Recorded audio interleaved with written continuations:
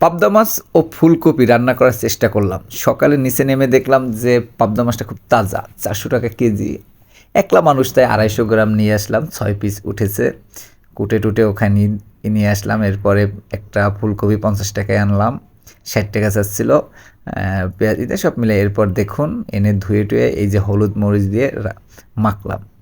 এরপর এটাকে তেলে দিলাম। তেলে আমি আবার মাছ ভাজে কোনো কিছু একটু কড়া ভাজা ছাড়া আমি আসলে মজা পাই না।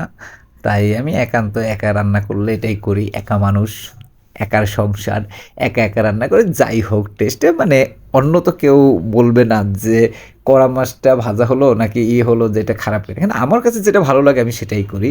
আপনারাও এটা করতে পারেন।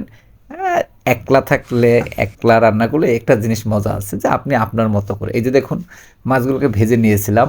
তারপর ফুলকপিটা করে গেছিলাম। ওই সাইডে যে মসলা দিয়ে করেছি। এখন এই মাছগুলোকে আমি ওই মসলার ভিতরে দিব এবং ফুলকপিটা উপরে দিয়ে যাবো এই যে এর ভিতরে। দিয়ে তারপরে একটা মজাদার টেস্টি খাবার তৈরি করব।